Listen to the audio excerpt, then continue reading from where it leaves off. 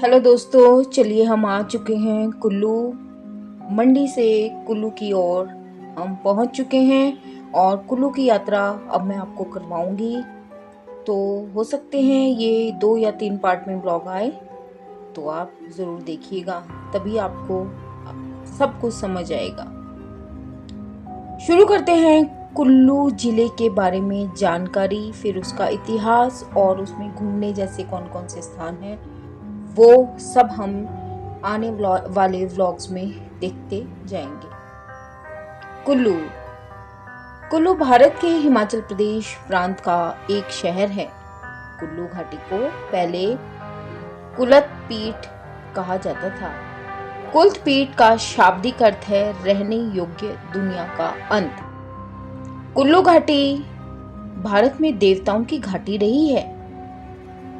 हिमाचल प्रदेश में बसा एक बेहद खूबसूरत पर्यटक स्थल है कुल्लू। बहुत समय तक और आज भी कुल्लू की खूबसूरती दर्शकों को अपनी ओर आकर्षित करती रही है। यह शहर प्रसिद्ध है, बहुत प्रसिद्ध है, और वह है दशहरा। दशहरे के लिए बहुत प्रसिद्ध है। बहुत जगह से देवी देवता कुल्लू के ढालपुर मैदान में आते हैं और दशहरे का उत्सव मिलकर मनाते हैं। यहाँ पर 17वीं शताब्दी में निर्मित रघुनाथ जी का मंदिर भी है, जो हिंदुओं का तीर्थ स्थान है। कुल्लू को सिल्वर वैली के नाम से जाना जाता है।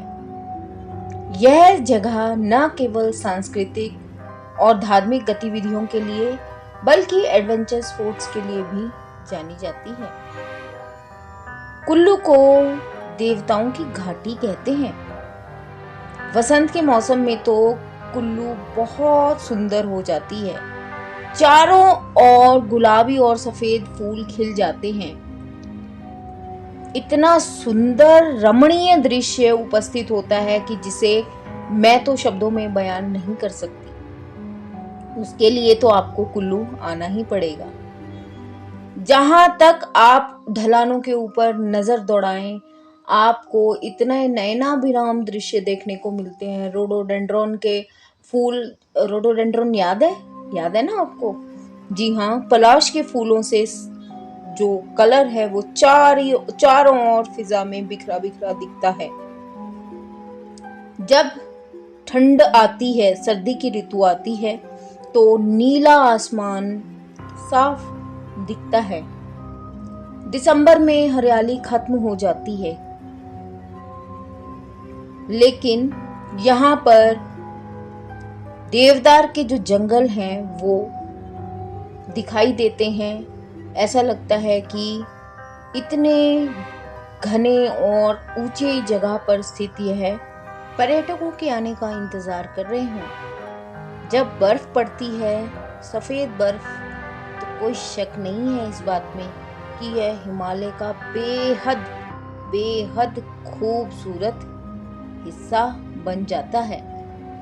मानव जाति का उद्गम स्थल घाटी को माना जाता है और इसका उल्लेख रामायण और महाभारत में भी मिलता है।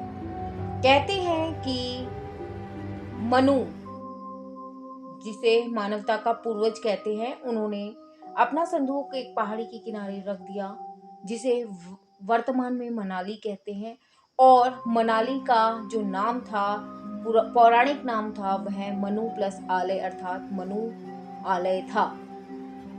ऐसा भी माना जाता है कि विष्णु के अवतारों में से एक जो परशुराम माने जाते हैं, वह इसी घाटी में निवास करते थे। निर्मल में परशुराम के मंदिर इस बात का प्रमाण प्रस्तुत करते हैं। महर्षि श्रृंगी, जिनका निवास बंजार के पास था, उन्होंने राजा दशरथ द्वारा आयोजित पुत्रेष्ठी यज्ञ में भाग लिया, जिसके बाद भगवान राम का जन्म हुआ।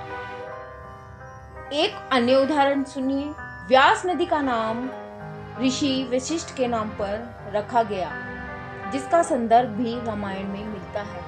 कहते हैं कि ऋषि वशिष्ठ अपने पुत्रों की मृत्यु से इतने आहत हुए कि उन्होंने अपने हाथ पैर बांधकर खुद को नदी में फेंक दिया, लेकिन पवित्र नदी ने उनके बंधन तोड़े और उन्हें सुरक्षित किनारे लगाया।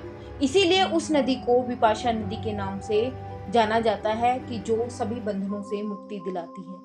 फिर भी ऋषि का शोक शांत नहीं हुआ। उन्होंने स्वयं अपने आप को फिर नदी के हवाले कर दिया। इस बार सतलुज नदी में अपने को फेंक दिया, लेकिन सतलुज नदी ने भी अपने 100 हिस्से कर दिए और उन्हें सूखी भूमि पर फेंक दिया।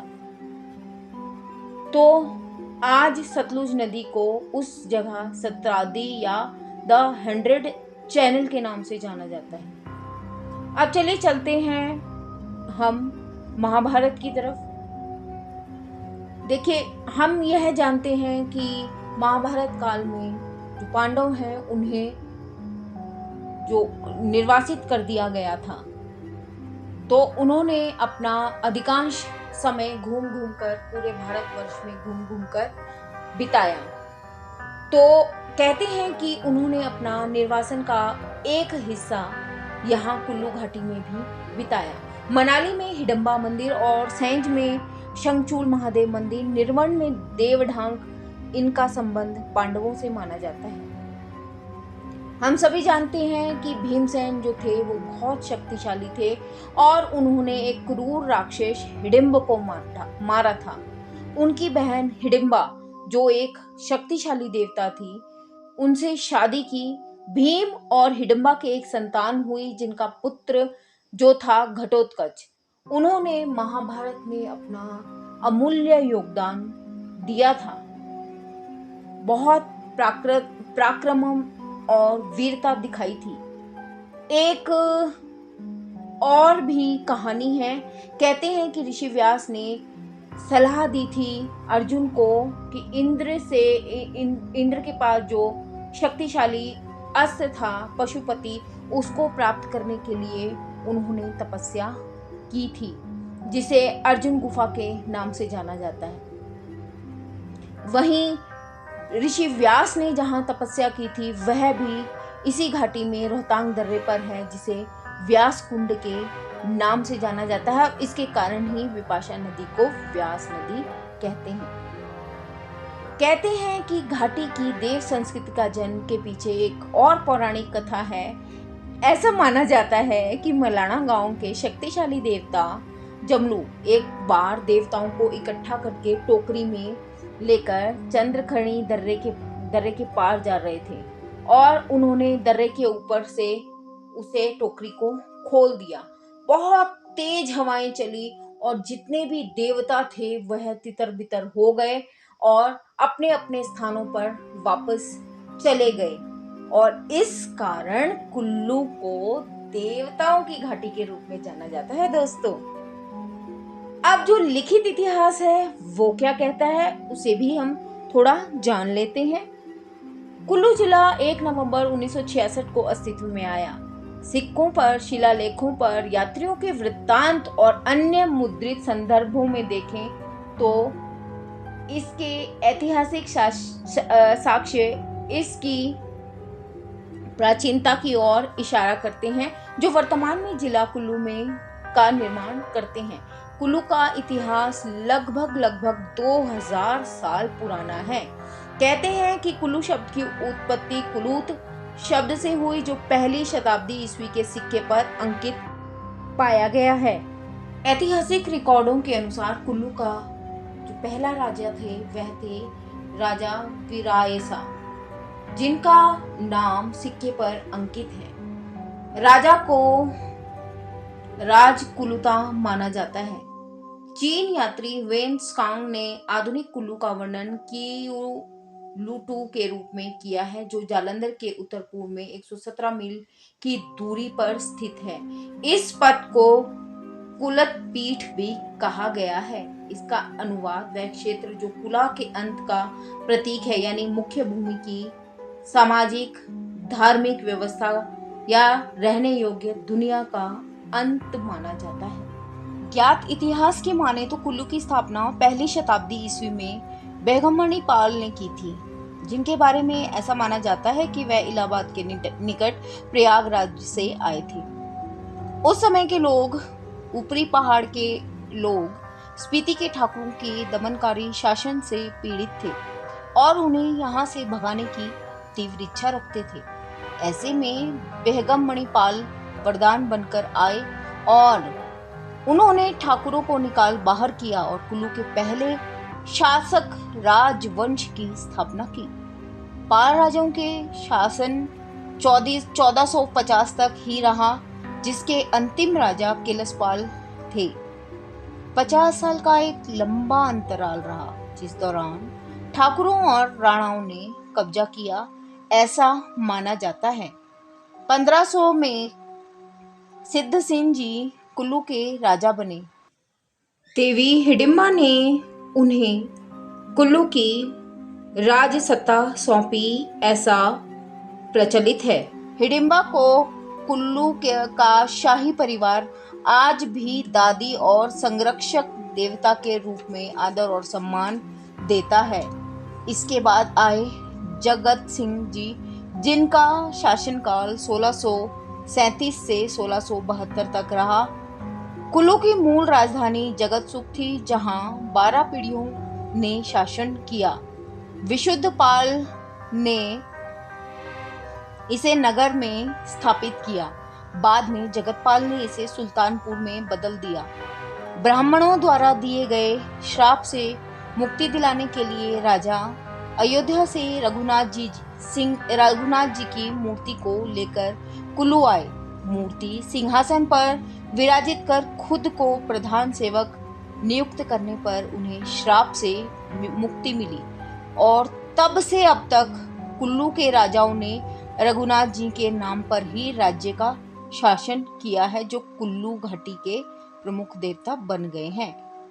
देखिए, वैष्णववाद ने खुद को उस राज्य में स्थापित किया जहां शैववाद और शक्तिवाद प्रमुख संप्रदाय था।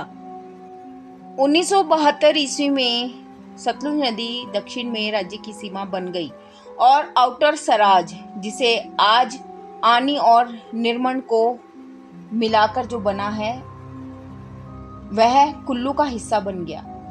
क्षेत्रीय दृष्टि से कुल्लू राजा मान सिंह के अधीन, उत्तर में ऊपरी लाहौल से लेकर दक्षिण में शिमला तक अपने चरम पर पहुंच गया। 1800 ईस्वी के आसपास मुगल साम्राज्य का अधिकार कम हो गया और कुल्लू ने गोरखाओं और कांगड़ा के कटोच राजा संसार चंद को कर देना शुरू कर दिया। 1839 ईस्वी में सिखों ने कुल्लू राज्य को राजा अजीत सिंह से छीना और 1846 ईस्वी में इसे ब्रिटिश सरकार को सौंप दिया। नतीजन कुल्लू, लाहौल और स्पीति के साथ एक सहायक आयुक्त नियंत्रण में एक उपमंडल के रूप में कांगड़ा जिले का हिस्सा बन गया। अंग्रेजों ने जागीरी के भीतर और ईसापुर में ठाकर सिंह को संभुक्त शक्तियां इसे दे दी। 1960 तक लाहौल और स्पीति का क्षेत्र कुल्लू तहसील का हिस्सा था। 1963 में कुल्लू को पंजाब का एक जिला घोषित कर दिया गया और 1 नवंबर 1966 को यह हिमाचल प्रदेश का एक जिला बन गया।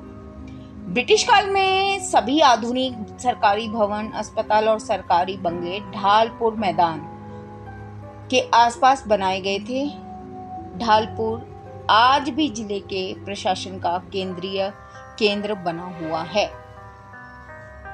तो ये थी कुछ इतिहास की बात कुल्लू के बारे में। मिलते हैं अगले व्लॉग में, जहां पर मैं आपको कुल्लू में कौन कौन सी जगहें हैं जहां पर आप जा सकते हैं, देख सकते हैं, और कुल्लू को देवताओं की भूमि क्यों कहते हैं, इन सब के बारे में जानकारी दूंगी।